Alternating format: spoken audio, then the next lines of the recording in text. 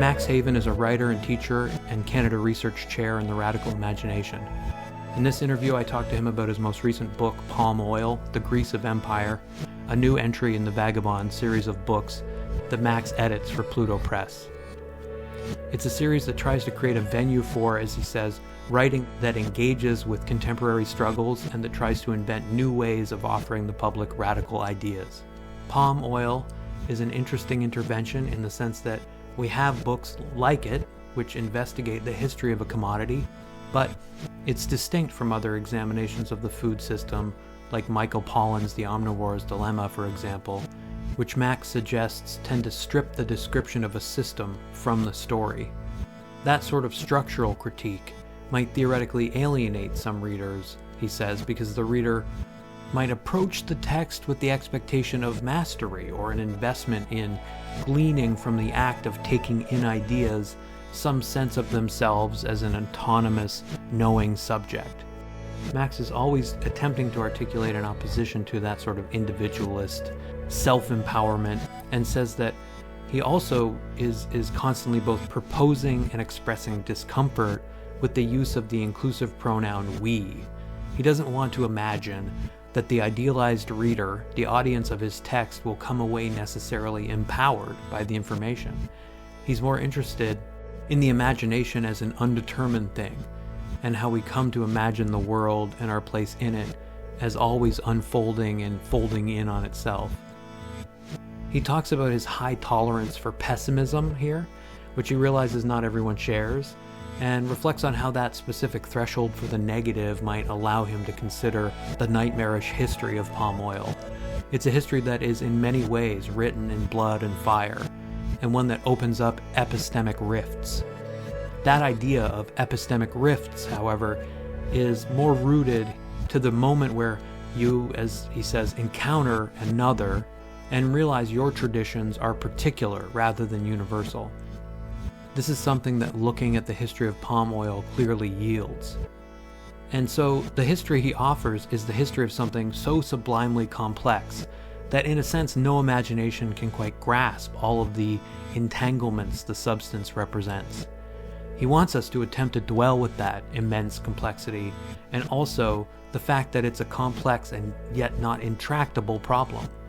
Ultimately, his point is that there are solutions to the problem of exploitation, alienation, and the ecocide that the palm oil industry produces, but those solutions have to come from the grassroots. To quote him here, the job of experts is to listen to the people who live in relation with each other and to the land. To listen to these people and lend a hand if necessary. Self-determination is at the core of his argument here, but it's a self-determination that isn't easy. It realizes the depth of entanglement, the fact that accepting local self-determination will likely drive up the price of commodities and potentially mean we have to forgo particular things in order to mitigate against social and environmental harm. He says it's imperative that we learn to de-fetishize commodities and perhaps fetishize instead the density of our entanglement. But what would that mean? It might mean moving past confining logics that confuse the issue. The notion of inflation within economics, for example. He says the debate over the inflation crisis we're currently undergoing misses the problem. The fact that it's not rising prices, but extreme levels of global inequality, whereby certain people are deprived of the economic power and social agency to meet their basic needs. Scarcity is something that we must politicize. So too is sacrifice. Whose sacrifice? This is the key question in palm oil.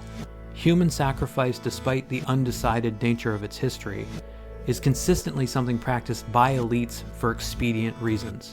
What are those reasons? And why are they considered reasonable? If it's acceptable to sacrifice some for the good of the many, who gets to make that determination? And how does the logic of sacrifice get naturalized? Congratulations, first of all, on this book that's launching today, on this day of our recording. It's a beautiful short book. It's like such a great showcase in a way for the Vagabond series, I would say. You know, like not a word is wasted in this book. In this book, it seems like to me you're more in tune in some ways with the tangible and the material than you have been at any point in your career. It's not that your books have been, typically like high theory and so on, but like this book, it seems, while it's experimental in a variety of ways, it's not a straight history basically. Um, I wondered if you could speak to, yeah, like how stitching it into the Vagabond series maybe inspired you to shift away from a more overtly theoretical perspective than you maybe have had in the past, and to focus more materially on like the stuff itself of palm oil. Sure. It's a great and complex question. Let me start by saying that I think like the whole Vagabonds series was inspired by a constant refrain I would hear from reviewer two and sometimes reviewer one of academic manuscripts I'd send into journals, where they would say that like they often liked what I was arguing, but they felt that it was too polemic, and I kept on hearing this Mm, strange response that it was too polemic, and it frustrated me a great deal because being someone who's trained in cultural studies and critical theory, I was under the impression that we were always supposed to do work that was politically engaged, and we also work in a field where we fundamentally question the principles of kind of enlightenment discourse that would claim that there's somehow some like easy distinction that could be made between sort of like impartial social commentary and then this thing we call polemic. And so this mm, kind of response kept eating away at me, and I kept on feeling that there was a need for a venue for serious writing that was really at a high level of rigor in terms of the ideas presented and the data presented, but that also wouldn't shy away from either a polemical tone that was directly engaged with struggles of the day, or that was experimental, that encouraged writers to try new things in terms of how do you express an idea, how do you share an idea. And so the Vagabond series kind of started in that state of mind, and luckily the folks at Pluto Press were keen to work on that experiment with me, and we've brought out. This is the fourth book in the series, as you mentioned. I'm really proud of the other ones. I mean, as an author, I always have misgivings about my own work, so I'm also proud of this one in a certain way. Um, mm, I think maybe to the more direct question about this book in particular, yeah, I mean, I feel like on some way all of my work tries to really engage with the materiality of the world and material conditions. As someone who's sort of trained in a Marxist tradition, you always begin and end with those material realities. And yet I feel like in my previous writings, often I end up working really hard to try and understand the abstractions that racial capitalism produces in the world. And often I either forget or I just don't have time or space to actually get to many of the material implications. So this book was a little bit different because it's really about like a very material thing, palm oil. And yet, what I was trying to do in the book is take inspiration from, I think, a lineage of radical writers, especially radical writers operating at the margins of or outside of sort of conventional academic traditions, who are thinking about the way that theory is always already and also a form of radical storytelling. And here I think about authors like, recently someone like Saidiya Hartman, or historically someone like Eduardo Galeano, or even, the patron saint of many of us, Walter Benjamin, who are always trying to think through questions of form as well as content when it comes to doing this thing we call theory. mm, Recently, and maybe I'll just end with this point to this question. Recently, I've been doing a lot of research into conspiracy theories, what are called conspiracy theories. And that's made me really question that. I mean, of course, question what we mean by conspiracy, that amazing word, which literally means to whisper together, but also to really question what we mean by theory and what theory is and mm, what theory does in this moment, especially in a moment, I think, and this ties back a little bit to the question of Vagabonds as a series that intervenes in a certain milieu and, let's be honest, in a certain market. We're in a very strange moment where theory also has found its audience. The recent Hmm. success of something like auto theory, for instance, indicates that like major publishers are interested in publishing theory, and that's a bit strange. And Hmm. theory has become this kind of strangely known quantity and known commodity. I'm not saying that cynically. I don't think that's necessarily a bad thing, or certainly of all the evils of capitalism, it's certainly not the worst, but it's interesting. Yeah, it absolutely is, right? Like to gauge the blockbuster success of a book like Feminism for the 99% or something, where Hmm. does that come from? Why is there a desire for that sort of framing that is probing, that is experimental, and so on? Like, I think that's we don't need to, as you say, be cynical necessarily about it, but it's still probably productive, as it were, to be like sort of skeptical, curious about it. And I mean, like yeah, it leads nicely into the next question I had, which was about sort of the moves you make, the methods you take, and the inspirations that you find in some of these thinkers. So like you're gonna hate this, but I feel like there's like a way in which this book is, it's obviously more oppositional, it's decolonial, but somebody like Michael Pollan has made a career out of writing really convincingly about the ways in which human beings are kind of co-constituted alongside specific substances, which is like a theme in the book. Pollan has written about and talked about sort of cannabis and psychedelics as these Hmm. things that we create and that create us in turn and so on. But like I say, there's none of that sort of oppositional perspective. He wants access to he wants access to power as such.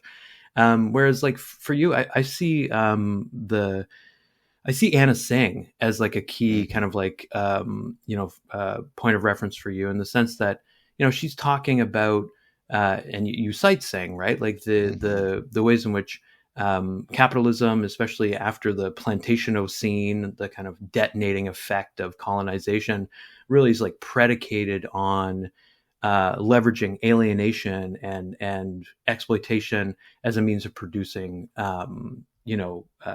consolidating power and producing profit. And so, like you're directly kind of tying your history of palm oil to kind of Singh's provocations, but like the interesting thing for me is that while you're saying like it is a substance that has helped to create us, you are also just not like doing the pollen thing of mesmerizing your audience with the history. Like it's more about asking questions and trying to kind of poke at established ways of thinking about this substance that I've been curious about in the past. Like I was shocked in just reading content before reading this book on how crucial it's been historically, and Hmm. surprised that its history wasn't more widely known. But you're right to point out it's like a largely invisibilized thing for a number of reasons. But so, in terms of your method specifically, there's this point early on in the book where you say the book tells something of a chronological story, but it's not a history. It's an attempt to trace the contours of something hidden in plain sight. And so the story, you say, is impressionistic and idiosyncratic. Um, why not a history? Like, was it about sort of avoiding the mesmerizing effects of providing like a convenient history, like that position of false neutrality or impartiality that kind of comes from that kind of mastering of the history that certain books can provide? Um, what were your goals in specifically providing this like more impressionistic, idiosyncratic history? Sure. Um, yeah, and let me just say before I start that I think that Anat Singh book, The Mushroom at the End of the World, which is a beautiful, wonderful book, and her work is so influential, is a great example of the thing we were just talking about, which is the incredible transit of theory into other worlds. I mean, I've seen that book Yeah, on yeah. more bookshelves in the last few months, or on people's Zoom bookshelves than ever. And I think it really tells us something that's worth exploring. Maybe we'll come back to it. Why not a history? Well, two reasons. Number one is that an incredible scholar named Jonathan Robbins just published last year a incredible book called Oil Palm: A Global History. Hmm. And this ties to the second reason. Jonathan Robbins is actually a historian and a rigorous one at that, and I'm not. I'm a Hmm. cultural critic and a kind of social theorist, I guess. So I don't have the skills to do a history, and I don't have the intellectual community around me to hold me to the levels of sort of accountability and rigor that a historian would bring. And I also, as just a human being, I don't really have the kind of the patience which I really admire that historians bring. I don't have the Mm. skills to go into the archive in the way that he did. So this is all just to like kind of tip my hat to the folks who do those histories. I think they're really important.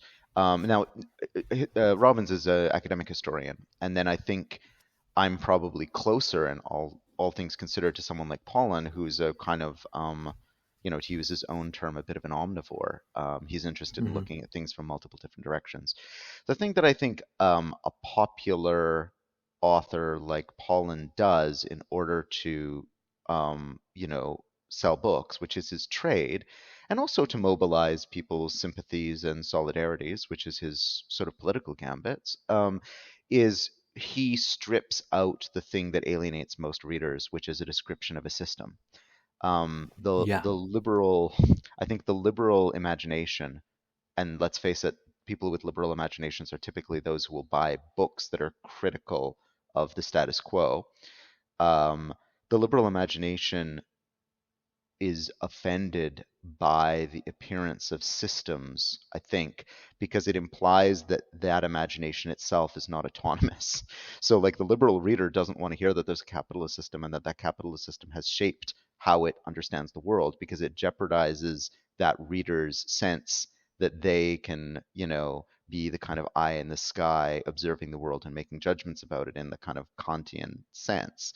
So I think that my Hmm. book is never going to reach that level of commercial success because on some level it is participating in a kind of anti-colonial, feminist, and anti-capitalist critique, not only of palm oil and the palm oil industry, which others have done very well. For instance, Jocelyn Zuckerman published a great book last year called Planet Palm, which is she's a food journalist. It's a very well researched, well done book. My book also is trying to get underneath that and say, like, in fact, there's nothing wrong with the humble oil palm. It never did anything wrong. It's what a Mm. system we've created and of which we are all a part has turned that oil palm into. In fact, you almost worship it. There are times when you regard the magic of this like unbelievably, yeah, like generative plant, right? Hmm. Yeah. It's an alchemical wonder. I mean, both on its own, in its own, if you just see it in a forest and you recognize its place within biodiversity and its uniqueness, but also then in its interactions with humans and what it's enabled humans to make of their world. Yeah. Originally in West Africa, where it was cultivated for millennia and used for a whole variety of purposes, and then sort of since the Industrial Revolution as this, as I put it, grease of empire.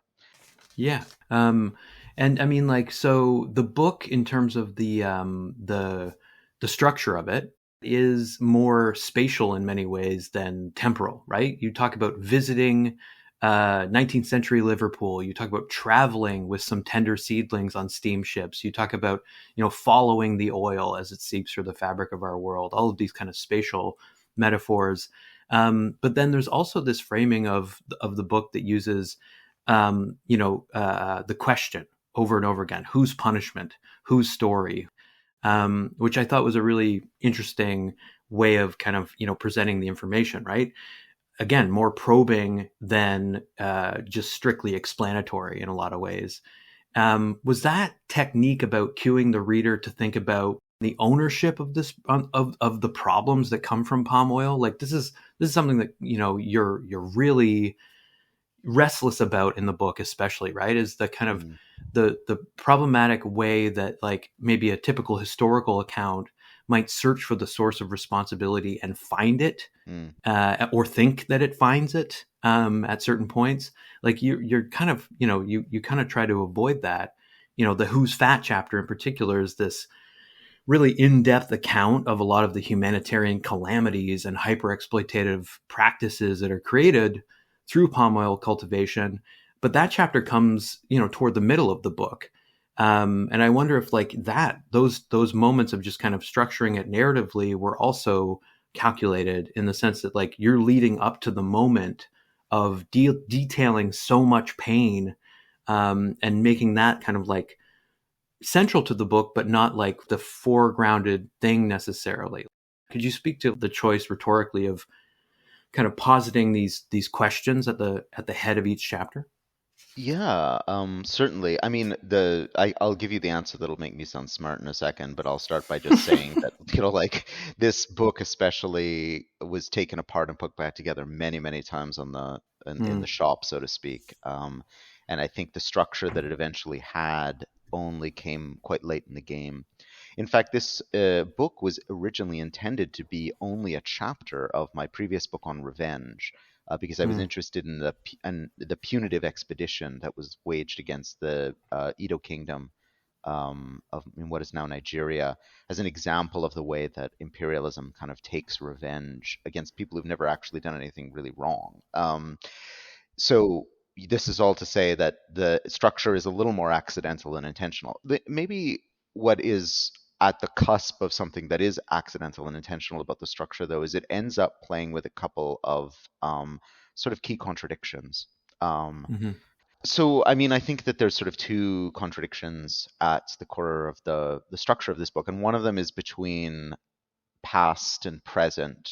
The book attempts to, in some ways, thread itself along a linear narrative, but I always want in the book us, the readers, to be aware that everything that's happening in the past has its echoes in the present, and that the present, in some ways, is has been created by this past.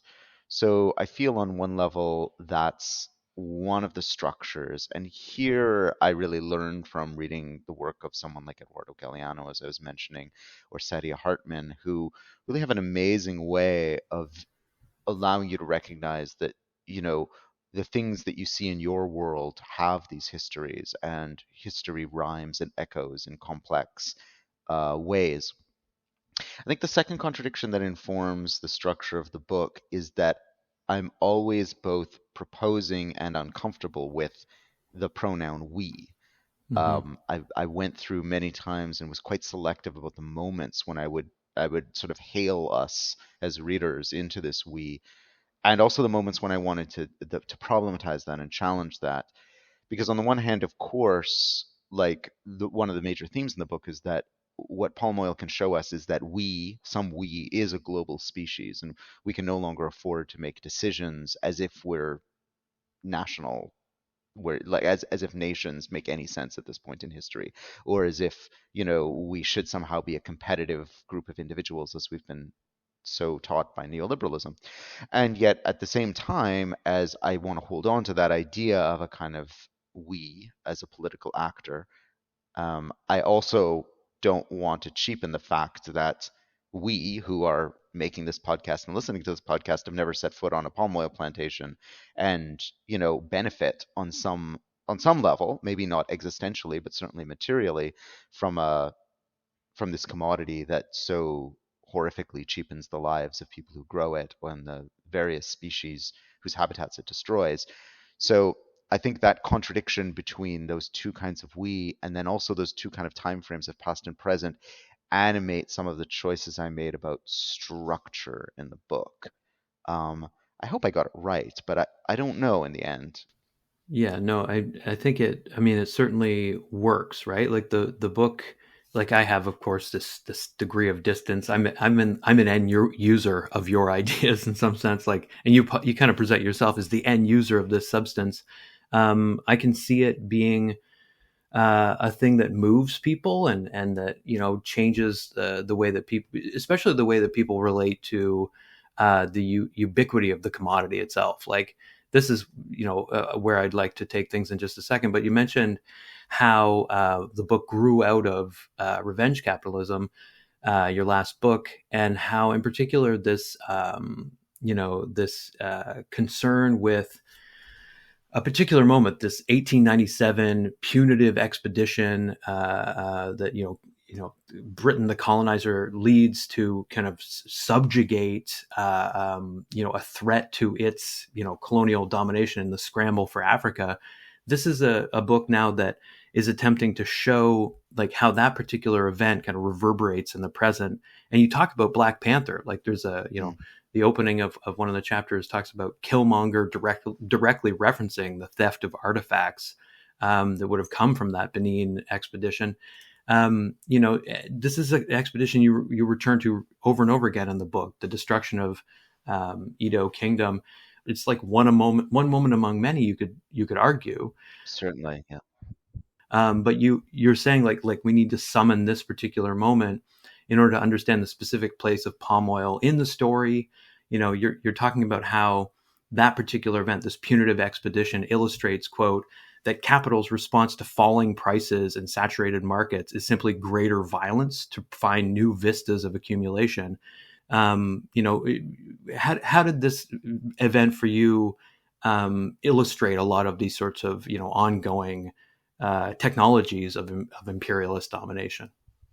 From a direct perspective, it actually had to do with the circumstances under which I began to pay attention to palm oil at all. And that was Mm, around 2011. I started teaching at the Nova Scotia College of Art and Design, which is quite a well-known art college in Canada, known for conceptual art and kind of considered to be one of the more radical political art colleges in Canada. And I had been hired there to teach material culture, which is not a subject I know a huge amount about, but I'd kind of gotten the job by suggesting that I had something to teach art students about capitalism. mhm, And in teaching my Introduction to Material Culture course, was looking for a commodity that we could study throughout the entire term and use to unpack many, many different relations. And I struck upon palm oil somewhat accidentally because I was actually at the time trying to find an example of how sculptures change their purpose depending on their space of exhibition. So I looked at the case of what have become to be known as the Benin Bronzes, which were a set of ornamental and ceremonial items that the British looted from the Edo Kingdom after their punitive expedition, and now sit in the British Museum. Weirdly, they sit in the British Museum almost directly underneath where Marx wrote Das Kapital, mhm. although that was several, like almost 50 years before they found their place in the museum. And they sit in a place called the Sainsbury Wing, which is named after the family that founded one of the UK's largest supermarkets, where today palm oil products are sold in such abundance. Um, and what I was pointing out to the students when I began with that example is that, in the Edo Kingdom, these sculptures had ceremonial purposes. They represented the kind of library, the national library of the people. They testified to royal lineages. They had incredible religious and ceremonial purposes in that society. And then when they were looted and brought to Europe, they came to signify something very different when they were placed in the museum, which is they became a testament to the presumed superiority of European civilization. The loot came to sort of testify to the fact that now these objects had been appropriated by a so-called superior culture, that they, and the museum goer was encouraged to see themselves again in that kind of distance liberal framework, the eye in the sky that judges the world, um, the transparent eye, as Denise Ferreira da Silva calls it. Um, and so I started trying to teach that, and then that led me to realize that in fact the reason why the British had invaded the Benin Kingdom was that they were seeking to secure its quite lucrative palm oil plantations, and also to eliminate a threat to their dominance in the region. But as you point out, I mean, the Edo Kingdom invasion, the Benin punitive expedition is quite famous now, largely because of the bronzes, which are scattered in museums across Europe, and the subject of great attempts by the Nigerian government and activists to reclaim them and restitute them, and repatriate them to Africa. Um, but it's not certainly not the most damning of empire's crimes of the 19th century. It's but one of what Mike Davis calls late Victorian holocausts. There are many, many, Mm. many. I mean, in terms of the number killed, it doesn't even It doesn't even Hmm. compare to what happened in the Bengal famine, for instance, or many of these other circumstances. But in it, I find a really useful starting point for a second reason as well, which is that the reason why the British claimed they had to go in and do regime change in the Edo Kingdom, as we would call it today, was that they accused the Oba, the king of the Edo Kingdom, sort of the religious hierophant, of committing acts of human sacrifice. Now, Right. there's no doubt that there was something that was either human sacrifice or capital punishment, but historians argue about what its significance was and how frequent it was. In any case, the British painted the Edo Kingdom as this what they called like the city of blood. In fact, some say the images of it inspired the first Indiana Jones movie, but I've never been able to confirm that directly. But these sort of salacious images of bestial African warlocks sacrificing victims became sort of the furniture of the imperialist imagination in that age. Um, and what it permitted was not only the justification for the invasion, but also the invisibilizing of the sacrificial characteristics of imperial capitalism of the day as well. For instance, in the Edo Kingdom, which was actually sacrificed on the altar of British imperialism, as well as millions of lives in Africa and elsewhere in that period, the sacrificial characteristic of capitalist imperialism, both then and now, sort of gets hidden by the salacious defamation of these other groups. Hmm. Um, and I think that's a pattern that recurs again and again. And it allowed me to bring in this question of sacrifice and human sacrifice throughout the book on palm oil. We were toying with different subtitles that would actually include a clearer reference to sacrifice because it ends up being such an important theme. Right, right. It absolutely does, and I want to talk about that. The way that you kind of problematize the origins of sacrifice, but to speak to origins, like one of the things you mentioned in the book is that fetish, the term fetish, is Mm, itself a looted concept. You call it, and one that originally seeks to racially differentiate between the kind of investment of magic in objects and the like rationality of the European subject. You talk about this in terms of the weaponization of the word fetish, and so it's like throughout the book there's this concern with sort of colonial cosmologies or these imperialist epistemologies that use the other's brutality as a kind of foil, the racialized other's brutality as a foil, a means of like foisting responsibility for cruelty onto the other and justifying punishment. And so yeah, like I really took away this idea that the event of this punitive expedition illustrated how the colonial depiction of a certain sort of human sacrifice as inhuman justified mass extermination. And I think you can see the ways in which that kind of reverberates into the present, but in really, really complex ways where sacrifice just, it doesn't register as sacrifice.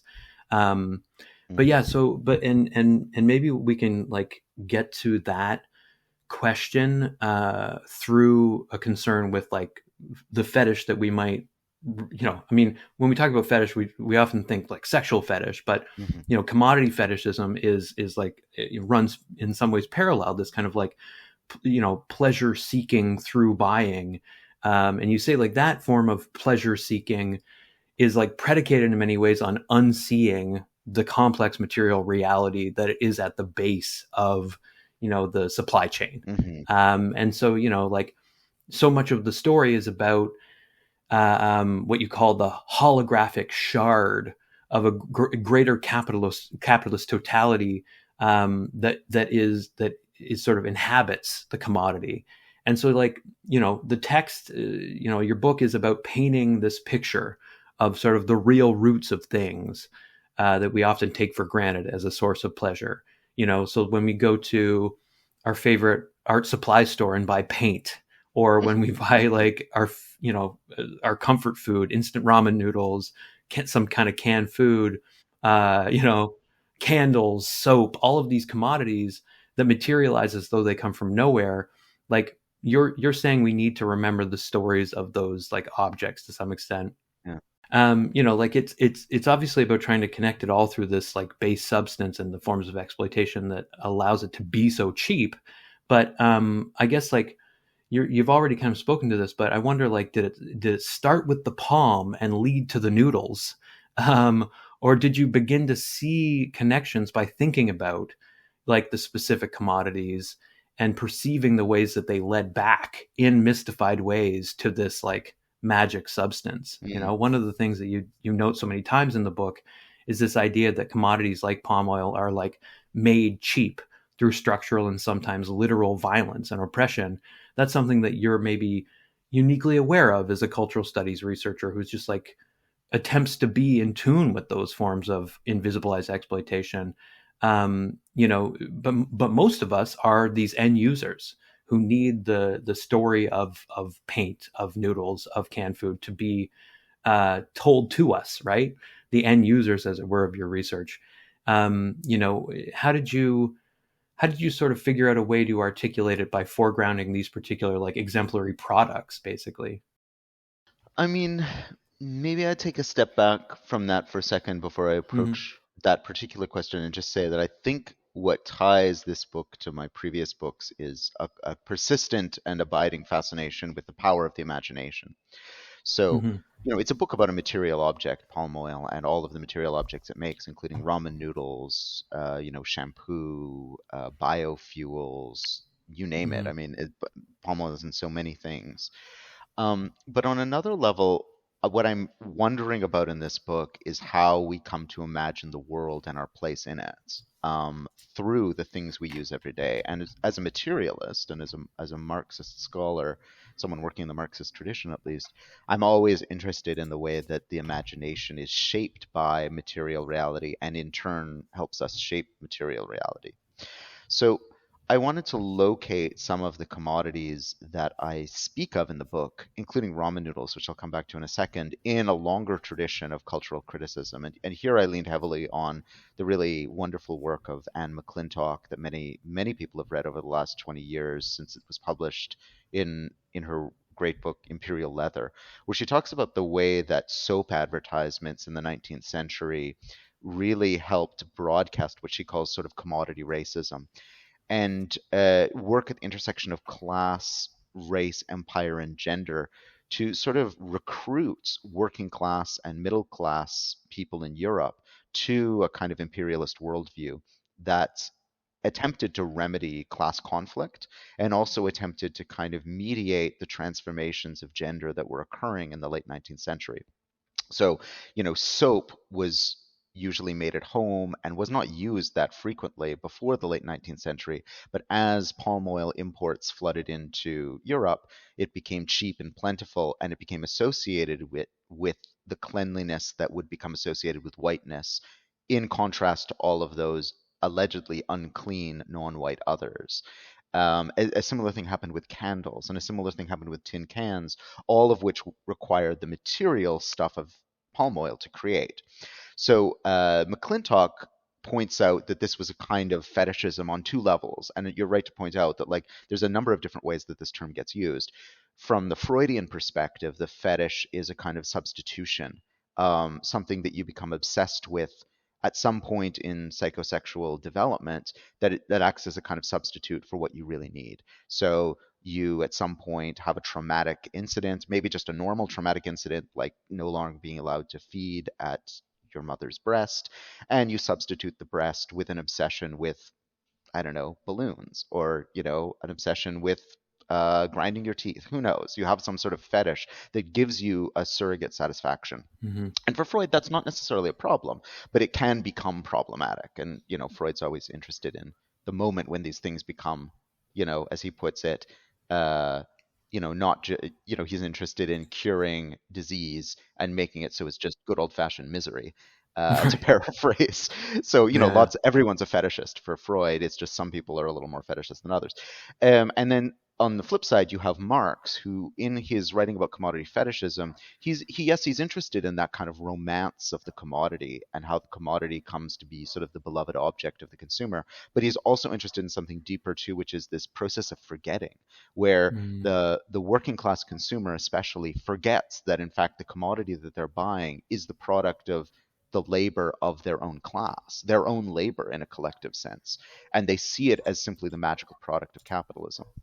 Now, Mm-hmm. here I have to turn away from McClintock for all the benefit that she does us and towards a really fascinating book that was recently published by J. Lauren Mattori called The Fetish Revisited.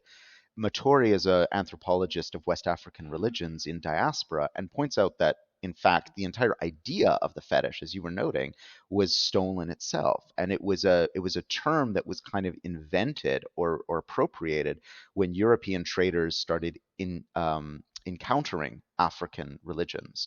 And having this moment that David Graeber also speaks about, where they sort of recognize that in fact they Europeans were also the fetishists. You know, the Portuguese famously show up in West Africa with a bunch of crosses and holy relics, and the transubstantiation and in the Catholic Church of a wafer into the body of Christ and wine into the blood of Christ. I mean, this is kind of weird fetishistic stuff. Mm. And in order to kind of deal with the kind of epistemic rift that can open up when you encounter another, and recognize that your traditions are particular rather than universal, they began a centuries long process of defaming and like sort of casting under African spiritual traditions as sort of mere fetishism. And the idea here was that these quote unquote savage others worship objects and don't realize that the objects are things that they themselves have created. Mm-hmm. That they sort of become enchanted by their own social productivity. And in the 19th century, the kind of critical theorists, and it's not accidental that these critical theorists are racial, as Mattori puts it, racial parvenus. Both Freud and Marx were Jewish racialized subjects within Europe, trying to understand and critique Europe from within. Marx and Freud turn this notion of the fetish back on the European and say, aha, in fact, we are the true fetishists. Look, says Freud, at all these ways that we become obsessed with objects and substitutions. Look, says Marx, the way we become obsessed with commodities. Um, Mm-hmm. and so I'm working in these two traditions, and it's a bit of a tricky part of the book because on the one hand, there's a critique of the material economy, there's a critique of the symbolic economy, and there's a critique of the very terms that we use to discuss the intersection of the material and symbolic economy, which is to say the fetish. Now, maybe the final thing I would say about it is, like, the book also tries to do another very tricky thing, and I don't know if I pull it off, which is to say, like, I actually don't think we can do without this thing we call the fetish. There's a long tradition of Marxist scholarship that suggests that if we do our research well, we will complete the Enlightenment project of a world without fetishism, right? A world that is seen clearly through facts. And I'm not averse to that kind of position that is maybe most courageously put forward in a left wing perspective by someone like Noam Chomsky, who's like doesn't have a lot of time for kind of the postmodern discussion about the construction of truth. He's like, there are facts, there's a real world, we can study it, we can measure it, It's true. Yeah. and based on the study and measure of the real world from a left-wing perspective, we could build a better world. And, I'm not throwing that out the window. I don't think we should go sort of into the full postmodern imaginary. And yet at the same time, I'm not convinced because through my study, after years of studying the imagination, that we can do without these kind of props. And to come back to palm oil, you know, this book addresses a sublime topic, which is the many, many global entanglements that we humans have with one another and with the rest of the world through palm oil. There's no imagination that can encompass all of that. It is literally sublime in the Kantian sense of something that Mm. exceeds the compass of the imagination. Right. We're always going to be looking for props. We're all for the imagination, for our conceptualization. We're always going to Yeah. be looking for shortcuts. Some kind of thread. Yeah. Yeah, some sort of thread, some sort of summary, some sort of magical thing that represents Yeah. the depth and complexity of entanglement. And so, what I would like to like, there's one way of looking at this book that that we could have promoted it as kind of like the de-fetishization of palm oil. You Mm. fetishists of palm oil, look upon what you've created of the world and weep. Now see for real that this is this is the world as it is.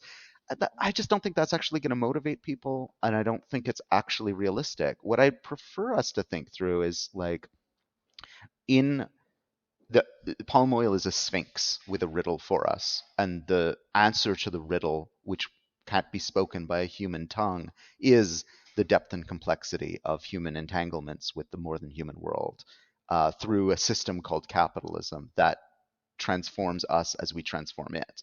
It's like you could have 5,000 pages and not even scratch the surface of that complexity. And this book is Hmm. only 120 pages.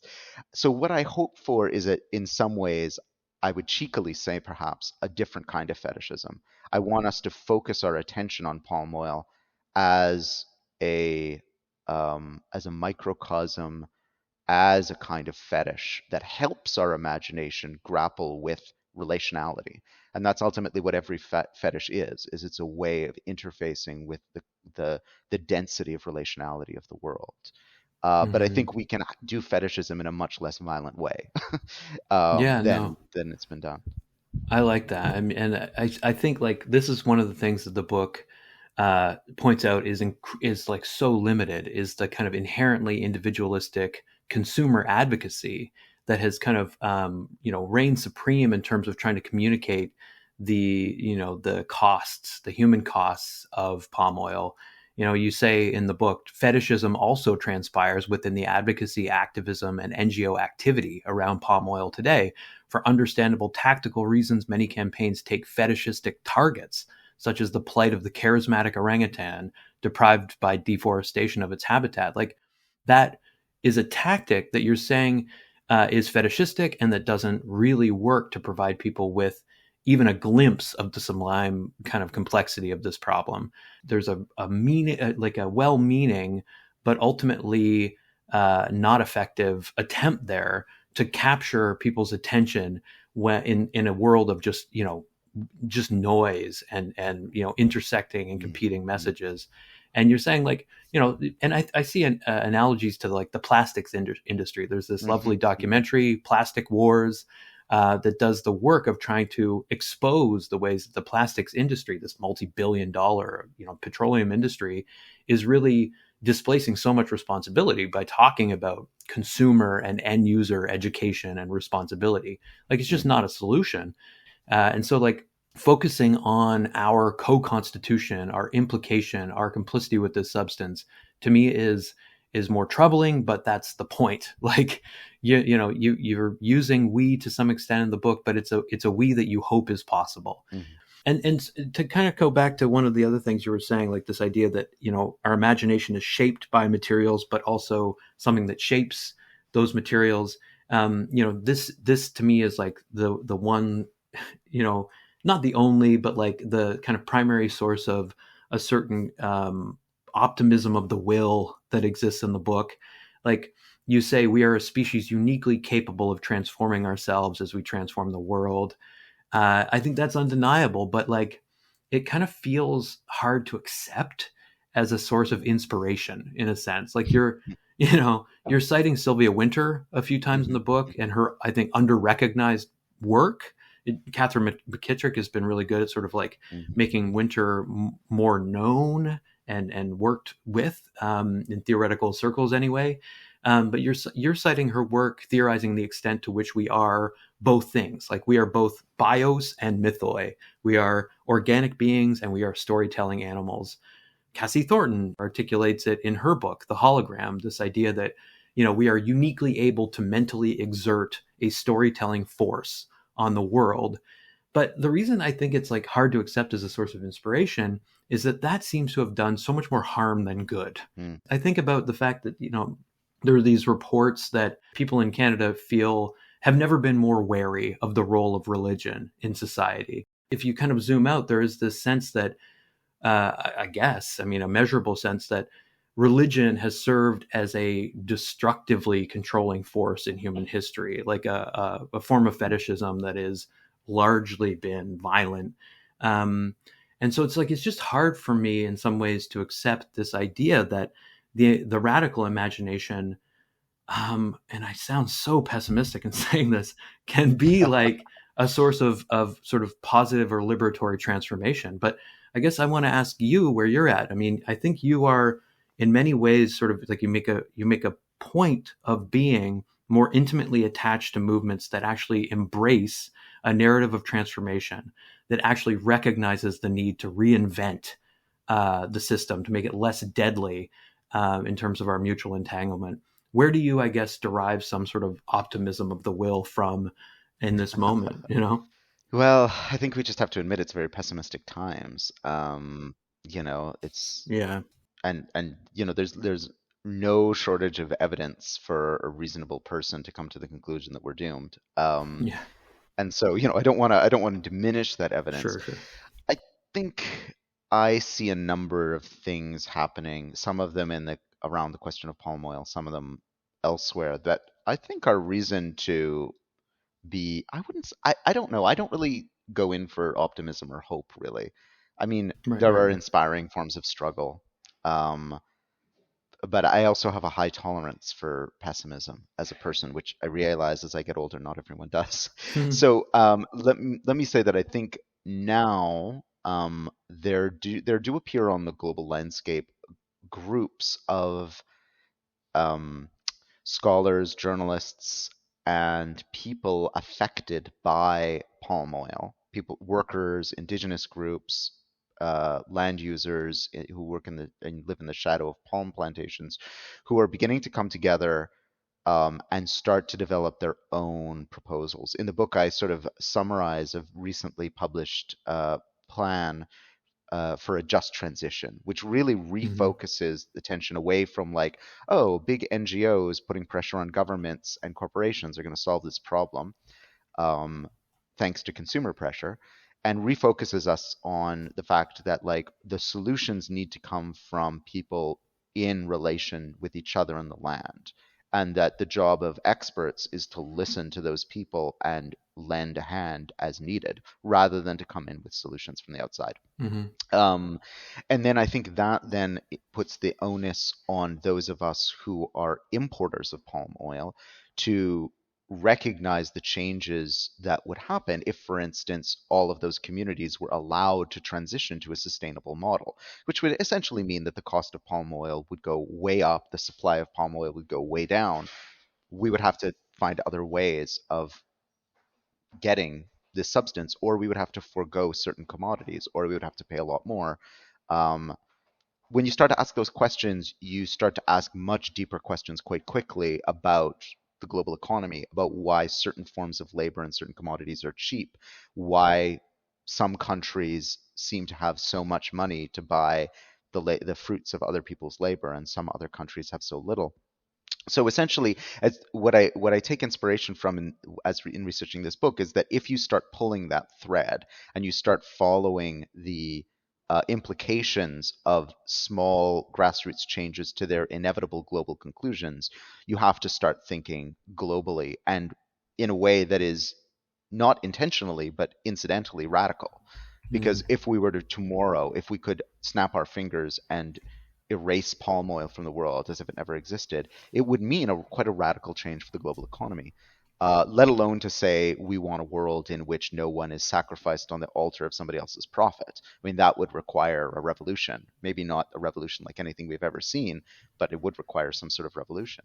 Hmm. Um, so, on an abstract level, and maybe in the palm oil situation, I think that's where I take inspiration from. I think that increasingly also experts, journalists, NGO workers are heeding what communities have been saying for generations now, which is, in that memorable phrase, nothing about us without us. It's not enough to have a bunch of like educated NGO people and academics sitting around a table in Europe somewhere making decisions. Those decisions need to come from the grassroots. Hmm. And that's a slow and long process of building solidarity. Now, I think maybe conversely, what we're seeing around the world is young people are rising up and rebelling against climate injustice as they're framing it, and rising up against ecocide and rising up against extinction in very inspiring ways. And I think we're only going to see more of that as years to come. And I think that those protests are going to get more militant, and I welcome the militancy. Um, as I wrote in my previous book on revenge, like I don't understand why we have to talk endlessly about climate grief and we don't talk at all about climate revenge, except Kim Stanley Robinson, Mm-hmm. in his book, The Ministry for the Future, where he actually does present the idea that any just and sustainable change is going to be a pincer effort between, on the one hand, people working on the level of policy and economics, and on the other, very militant social movements that are willing to target those who are benefiting from and creating the climate crisis. It's a whirlwind that will be unleashed, and I don't doubt it will happen at some point. I think young people are much more aware of this depth and of entanglement. I think it comes back perhaps to some of the things that we started by talking about, which is why theory has become so popular in a way. I think it's because an emerging generation, on the one hand, is more educated than previous generations formally, and are encountering these kind of texts in school, but I think they're also looking for and have an appetite for complexity in a way that previous generations perhaps didn't. And I think that's very promising. I also have a hunch that the forms of rebellion that young people are staging are not always as direct as older generations would like to think. So, from a social movement studies perspective, which is always quite mechanistic and limited in most cases, if you were like, oh, how are young people rebelling against the climate crisis, you would look for people holding signs in the street saying, less carbon emissions and, taking action against extractive companies. But I think also we need to recognize that young people's activism and protagonism takes other indirect forms as well. So I've done some research with my colleague Aris Komprosas Athanasiou and A.T. Kingsmith around the so-called epidemic of young people's anxiety and mental health, Mm-hmm. and young people's refusal through that discourse to engage in the kind of capitalist rat race, to exclude themselves and say, like, no, I'm not participating on your terms. The only language that's given to young people to do that increasingly is around mental health. And I'm not in any way diminishing or suggesting that mental health diagnoses are not real, or that it's only just a sham to get out of work. I'm not saying that. What I am saying is that there is a rebellion going on at the level of the body mind that is occurring Mm-hmm. around us. I think we could also look to the way in which young people are increasingly turning away from the gender binary and moving towards,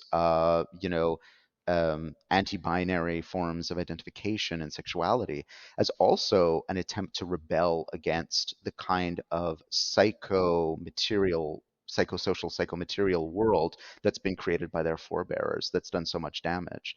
I mean, I think a lot of the queer, trans, and anti-binary movements ultimately are about rejecting a certain model of what it means to be human that has been created through the violence of the Enlightenment's entanglement with colonialism. And so if we're looking now to see like what is the state of our movements, yes, let's also pay attention to the clear movements that are in the street, that are challenging, that are blocking pipelines, and that sooner or later will start engaging in acts of sabotage.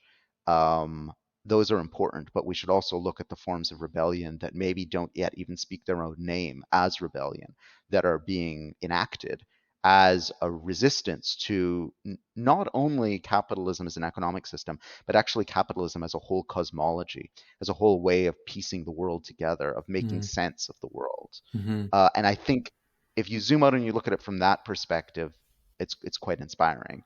And I think there's a lot of reason to be optimistic that this generation will, as Fanon put it, out of obscurity, have its moment to seize its potential and change the world. I mean, like the way that sort of transformation of consciousness can be felt and seen is both, I think, in the transformation, the emergence of critical media, the emergence of educators who are interested in using um, you know uh, books that encourage experimental and radical ways of thinking, but it also manifests itself as a backlash against those things, right? Like we're seeing an Mm, unprecedented number of books banned from like public libraries and schools, especially in the United States. You mentioned the frontier of sort of trans liberation. The most mm, banned book, I think, of last year was Genderqueer. This book by Maya Kobabe, like this memoir, this graphic memoir, mm, that is a beautiful book, but that is seen as a threat.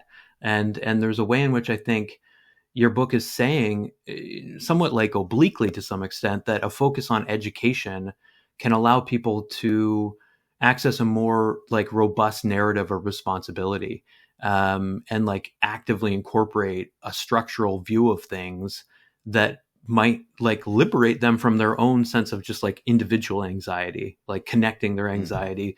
You talk about how there's just a need for texts and communicators that can articulate how things are both, as you put it, too big and too close. Like that phrase really stuck with me. mm, And yeah, I mean, like in Revenge Capitalism, you talk about revolution. I mean, you talk about how our choice now as a species is between revolution or slow annihilation. And you say like any revolution against so violent a system is likely to have violent elements. So we're reaching this moment where, and that's, I don't think that's prescriptive of violence. It's just about like being open to this kind of aggressively avenging spirit. Like you're not condemning that violence necessarily either. Like it's this clear eyed sort of view that says like, look at the actual forms of structural violence that are invisibilized. Like try to see it. Um, and so yeah, I mean, I think this brings us to something that we do need to talk about, which is the way that the book theorizes sacrifice and the assigning of responsibility for sacrifice. Like you say that, you know, uh, the most adept scholars scratch their heads at trying to kind of figure out what constitutes sacrifice. And you yourself are asking questions. You're not going to tie things up. You say like, is it sacrifice if it's the unintended byproduct of an unregulated market? But what you say without sort of tying things up is that you're attached to the notion of sacrifice because it indicates how death and suffering get normalized. And yeah, I can see how this book is an outgrowth of Revenge Capitalism, because there you're also talking about this idea of systemic vengeance, which names itself law or necessity, and that's largely executed without any single human intending it.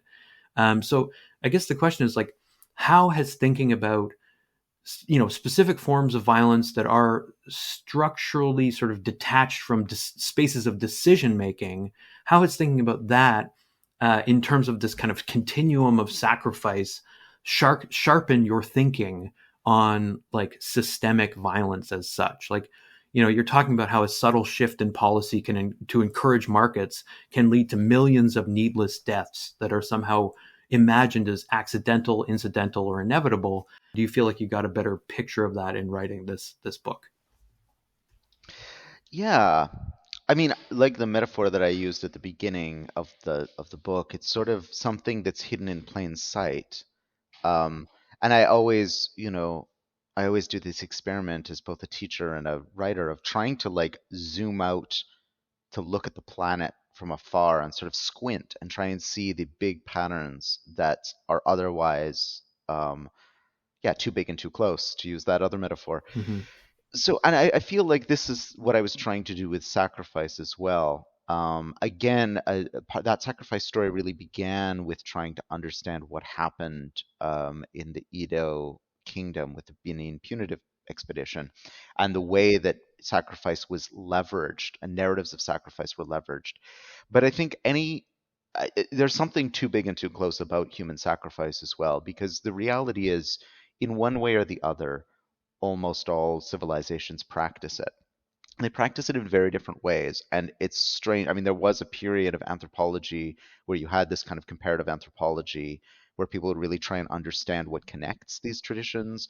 And then at a certain point, sort of in the 80s and 90s, most anthropologists sort of gave up on trying to create those big explanations Mm. for this tradition. But one of the things that emerged sort of after that was a recognition that actually sacrifice is often practiced by elites, and it's often practiced for expedient reasons, which is, to wit, that like you can get rid of your enemies pretty easily. So often the people who are sacrificed are enslaved people, they're vassals, they're prisoners of war, they're members of rival groups. Sometimes someone becomes a member of a rival group through the act of sacrifice.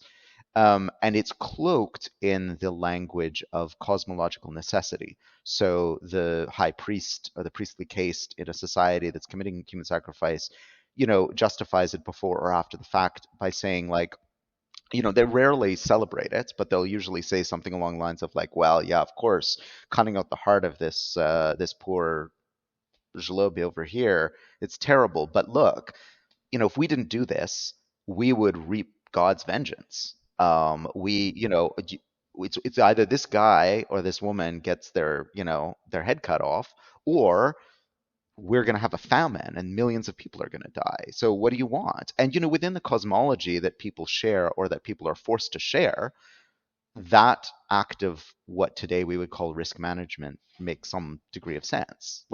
If you believe in that cosmology, if you believe that there's a vengeful God who demands to be fed human flesh, and if you don't feed them human flesh, they're going to destroy your civilization, then yeah, like why you would have to be brutally inhumane not to make that sacrifice. And my argument is that under capitalism, it's not that different, right? Like Hmm. if you go to the kind of main proponents of sort of a capitalist world, let's say the School of Economics at the University of Chicago, circa 1970, 1980, and you said to them, look, I mean, millions of people are getting killed in the palm oil industry, and so that we can have like cheap Twinkies. Uh, and we're putting on the altar all of like massive biodiversity. Like, shouldn't we do something about this? They would say to you, don't touch the market. I'm making it artificially simple here, but they'd be like, you know what? The market is providential. The market knows best. If you intervene in the market and deny its sacrifice of flesh, it will take revenge on us by actually making things worse for everyone. Right. You think you're doing a good job by, stopping the palm oil industry, and this is an argument actually made by the palm oil industry every time they get criticized. They're like, oh, but we have the most yield per acre of any oil producing plant. What do you want all of those millions of people who are surviving on, pennies a day in rural India who depend on palm oil for some 30% of their calories? Do you want them to go hungry? So yeah, sure, you're going to save the orangutan, or you want a better working condition for the guy in the palm oil plantation in Malaysia, but think about the consequences, and market knows best. Hmm. And for me, and here I am again drawing on Sylvia Wynter's notion of cosmology and the kind of cosmology of capitalist modernity and empire. Within this cosmology, the sacrifice not only makes sense, the sacrifice becomes invisible. Just as in the slave trade, the sacrifice of millions of Africans' lives for this heinous atrocity became basically invisible and became, and it was justified as this was the march of progress within the cosmology of the world system at that time. The deaths and the sacrifice almost became invisible, or it was not human sacrifice because indeed the individuals being sacrificed weren't even considered to be fully human. Right. So I'm trying, without being too pessimistic about human nature, which is not something I want to do. I do want to point out that there's a kind of echo or a rhyme in history here between, on the one hand, these many ways that civilizations have practiced human sacrifice over the ages, and our own present capitalist system. And for a very particular reason. It's not just because I want there to be salacious, us to have a kind of salacious metaphor for capitalist violence. I mean, capitalist violence is bad enough. You don't need to dress it up by calling it sacrifice. You're not going to convince anyone. No one's going to read the book and they'll be like, I had no idea capitalism was a system of human sacrifice. I'm going to be against it now. Hmm. Um, Rather, it's to say that one of the ways that capitalism has legitimated itself is as the ultimate expression and highest triumph of modernity itself and the Enlightenment project.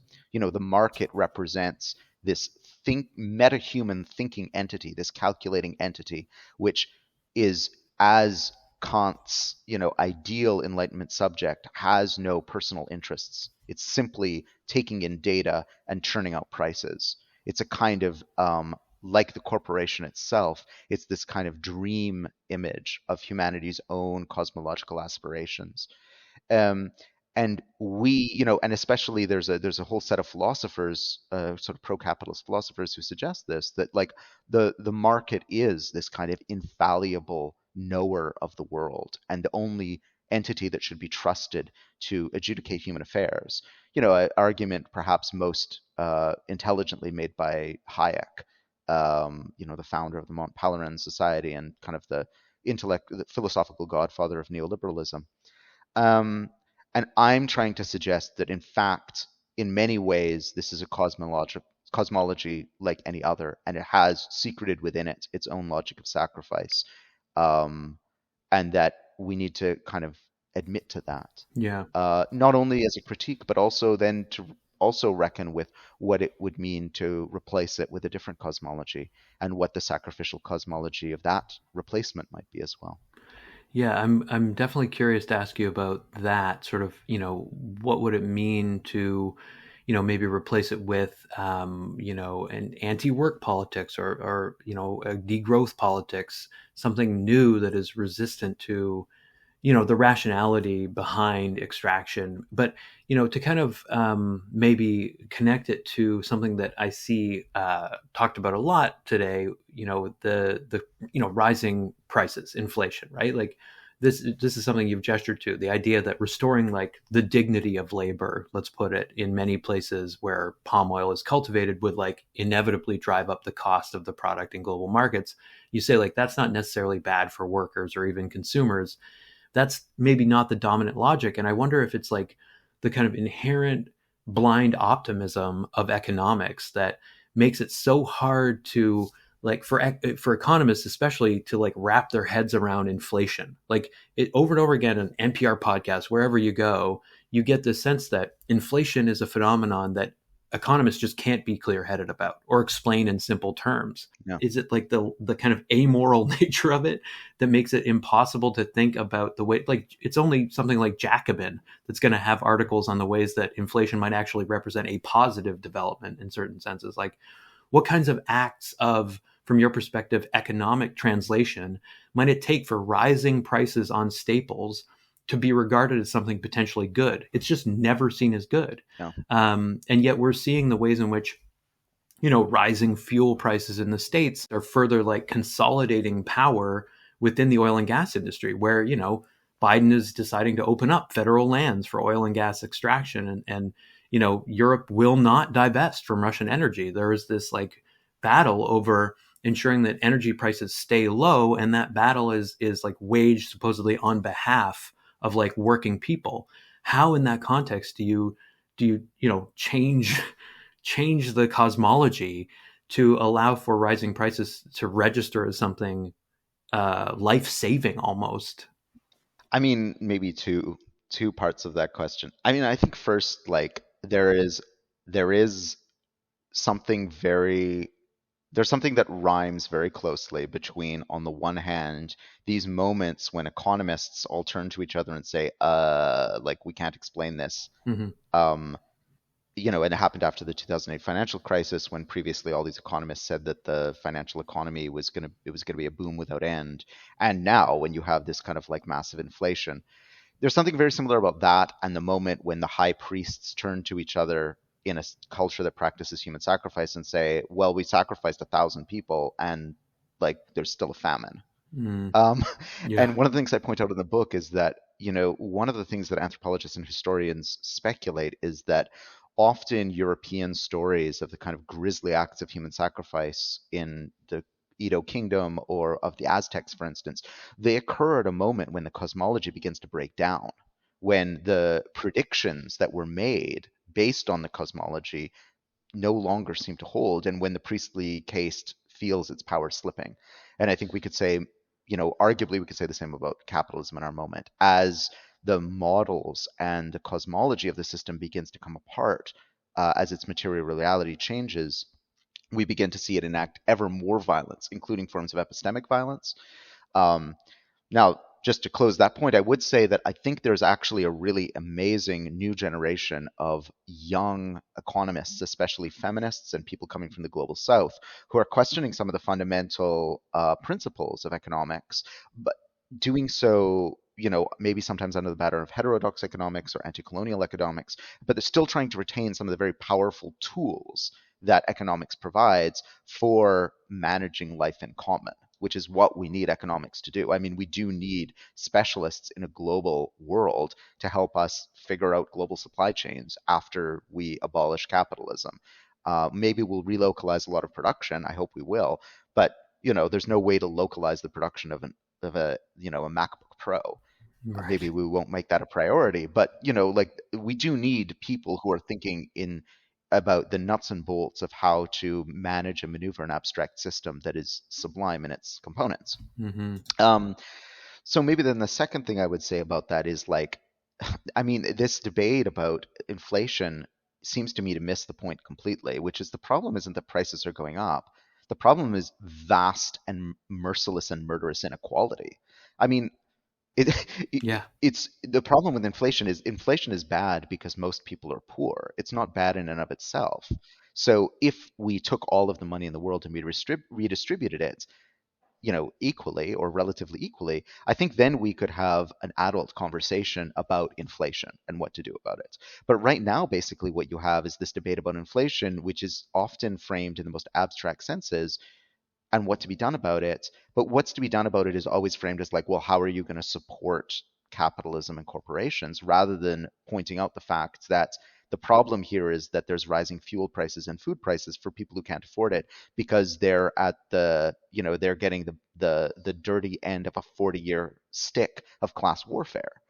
So the debate about I think the reason why the debate about inflation is so murky and so impossible is because it's actually hiding something huge. Essentially, it's a proxy for us actually talking about the real underlying issues.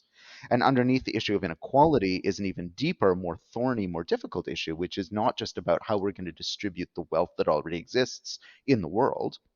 If magically we could wave a magic wand and just equalize the amount of dollars in everyone's bank account, that's impossible. But it also, that debate around inequality, and I think this is a very important point in David Graeber's and David Wengrow's recent book, The Dawn of Everything. The debate about inequality also hides another debate, which is about how value is even produced in a society, what kind of work people are doing, and how, and under what conditions. And it also hides another fundamental question, which is of care and of freedom.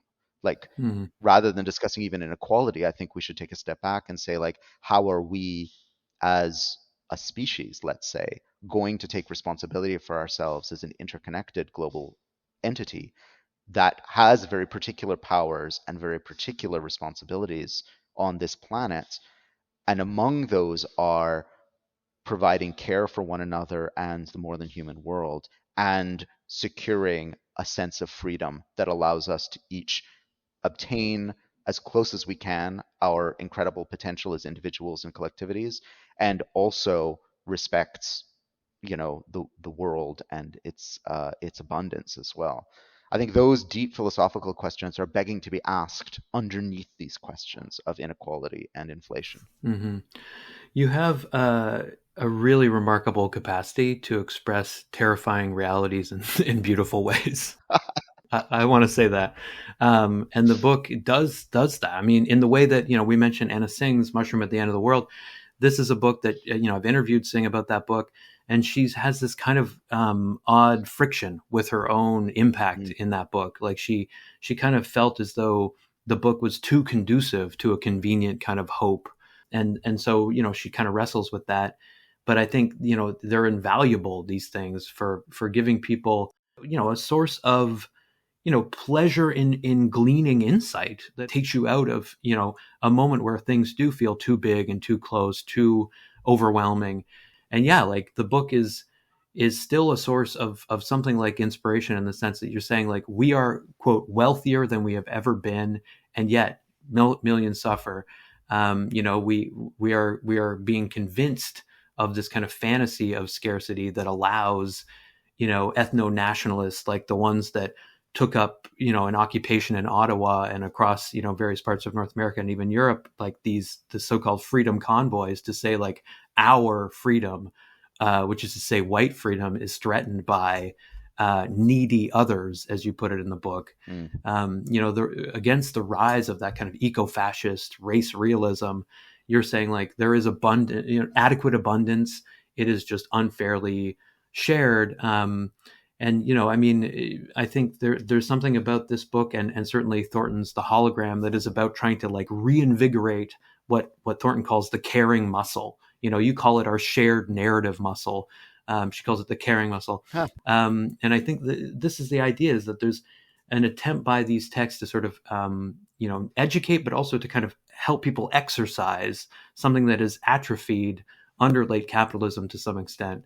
But I guess I wanted to, also see if you wanted to share any thoughts on, it's odd to maybe gesture this at this point, but there are moments clearly, where responsibility is not slippery, right? The book is about how, it's difficult to tell the story of palm oil because it is so sublimely complex and the responsibility is so hard to track in some ways. But, the Russian invasion of Ukraine has been talked about endlessly in terms of the difficulty of assigning just, responsibility to one maniacal person in Vladimir Putin. The story of NATO in that sort of conflict is either effaced or it's included in this way that is so divisive. But, I wanted to ask you about the recent and ongoing Israeli attacks on the Al-Aqsa Mosque and this, the promotion, for example, of the idea by Israeli settlers of sacrificing a goat in the mosque in order to reclaim it, like this kind of resurfacing of sacrifice as like a settler technology, right? Like that would necessarily be considered a provocation and sacrilege. There are moments where it feels at least like responsibility is not slippery. And, your book is engaging with sacrifices as a political practice historically. How have you been yourself, given the way that, for example, revenge capitalism begins, understanding this kind of endless cycle of settler violence Mm. and its effacement within the kind of global media, and the kind of privileging in some ways of Ukrainian suffering over these other forms of suffering in Yemen and Palestine? Oh, wow. I mean, it's an amazing question, but it's such a huge one. Um, maybe I would here begin by going to an observation that's been made by a number of indigenous um, theorists, especially indigenous theorists, I think in the 70s and 80s. I've heard this argument made at certain times by Lee Maracle, among others, that what Europeans encountered when they began their settler colonial project of the Americas was an abundance they could no longer imagine. The Europeans, even before they began their settler colonial adventures overseas, had really, viciously fought over the resources, the dwindling resources of Europe. The forests, even by the moments when Columbus set sail, were heavily depleted. Many of the mines in Europe for silver and other minerals were depleted. Um, and and in some ways the cosmology of colonialism that would have eventually evolve, or let's say devolve, into the cosmology I'm associating with capitalism, which also has its roots in patriarchy and other forms of domination of the earth, domination of children, domination of women, domination through the gender binary, etc. This Mm-hmm. all has at its root a fundamental presumption of scarcity, and the presumption that scarcity is natural and normal rather than something that's produced. And I mean produced on two levels: produced materially in the sense that elites smash and grab and take what they want, but also the entire idea of scarcity is a socially produced discourse. The idea, I mean, there might be abundance, there might be a lack of something, but the idea that there's this persistent thing called scarcity is itself a discursive construction that is used in order to keep populations in line. Say we simply will never have enough of this thing. There's always going to be a scarcity of resources, and therefore you need a strong sovereign to implement it. I think what Europeans encountered, especially in what we now term indigenous civilizations, but also around the world, is that other civilizations don't perceive the world in that way and also live without a sense of scarcity. And I think that is highly, highly disruptive to the structures of power and also to the cosmology that people believe in. And so that explains to a certain extent what part of the abiding viciousness and vengefulness of settler violence. It's always about destroying this other possibility of that the other represents, that you might live without scarcity, that you might live in a better relationship with the non-human world. That doesn't mean you're constantly depleting quote unquote resources, that you might live without the notion, that you might live with an idea that the world is in flux fundamentally, and these things we call resources might come and go at different times. But in any case, a sort of perception that that the world could be without scarcity. I think here I turn, and one of the theorists who sort of all the way through this book as a major influence to the work of Georges Bataille, the French radical theorist, who, basically starting in the 1950s and 60s, began to completely reconstruct political economy based not on the fundamental problem of scarcity.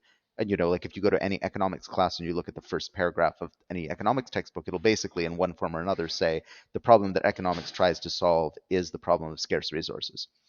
Rather, Bataille begins and says, what if the problem was always overabundance? And the thing that's needed to deal with overabundance isn't markets, as it is to deal with scarcity. The problem with abundance is dealt with through sacrifice. And what Bataille plays out for us is the idea that all societies practice sacrifice. There is, for Bataille, an overabundance of solar radiation for the needs of the planet, which is, in a physics sense, absolutely true. Mm-hmm. But even for cultures that aren't practicing harvesting of solar radiation for electricity, there's still an incredible abundance as plants photosynthesize sunlight into carbon-based energy forms, et cetera, et cetera.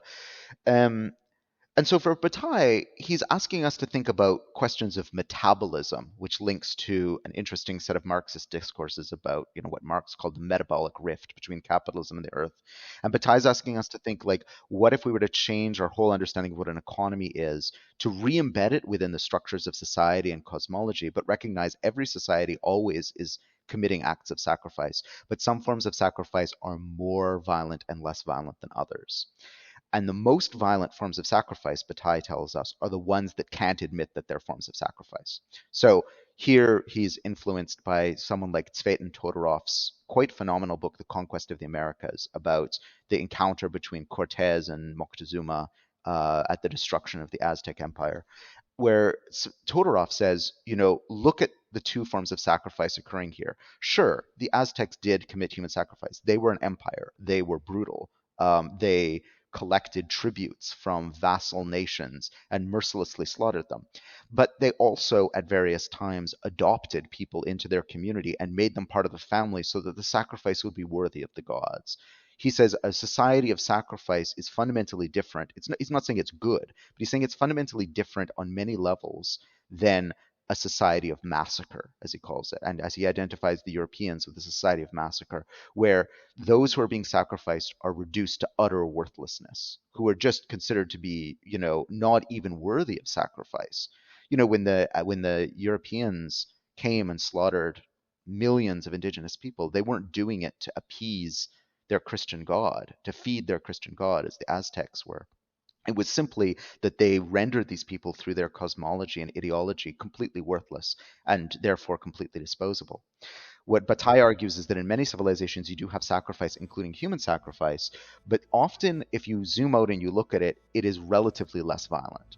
Now, where does this leave us in terms of like our present? Like, I'm obviously not suggesting we go back to sacrificing people. I am suggesting that we are always already sacrificing people. And that our capitalist society is incredibly violent in its sacrificial customs, precisely because we can't admit that they're sacrificial.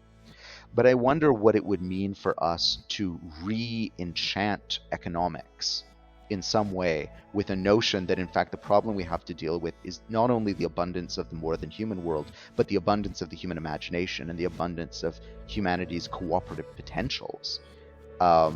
And from that starting point, recognize that the problem we face is not that we're running out of resources, but that the whole way that we frame the world as a set of resources to be exploited, that the problem is perhaps about how we organize our cooperative potential and imaginative potential together, rather than, simply how we're going to fight over the scraps left behind as civilization falls apart. And I'm trying my best to always bring myself back to this orientation, like a distracted puppy who's always getting distracted by the chaos of the street around it, but trying to focus on that magical thing that we share, which is this cooperative imaginative potential. And if there's one thing that I really want readers to take away from the book, it's not just the horrific story about palm oil. It's that underneath palm oil, hidden in plain sight, is an incredible story about how humans have worked with a plant to radically transform the planet in a way that seemingly no other species is capable of doing. And that there's a power there that is our collective birthright. It's a power that is not an individual power, but a collective power, a cooperative power. And that if we can somehow come to terms with that, that's going to be the power through which we can develop a means to transform the world and avoid the kind of scenarios that the eco-fascists, fantasize about, where in the name of dealing with this persistent problem of scarcity, we license ourselves to make heinous and constant sacrifices. Anna Singh and her co-curators and co-authors in the Feral Atlas Project, write just simply, things did not have to work out this way, and they still might change. I think there's a lot of that same spirit in this book. Thanks so much. I'm really, really grateful. It's always a pleasure to talk to you. Maintain that focus on, the power of the imagination. I'm sure you will. It's a wonder to behold in the work that you produce, is that balance and the threshold that you have for engaging with the most troubling aspects of what we do as a species, to other species, to ourselves. It's always great to talk to you. Thanks so much. I always enjoy talking to you, and you're such a good, thoughtful, broad-minded, close reader. It helps me remember what I like about the book, which, at a publication date, often you forget. So I want to really thank you for your attention and excellent questions and continued dedication to helping people make complex ideas accessible to people through this podcast.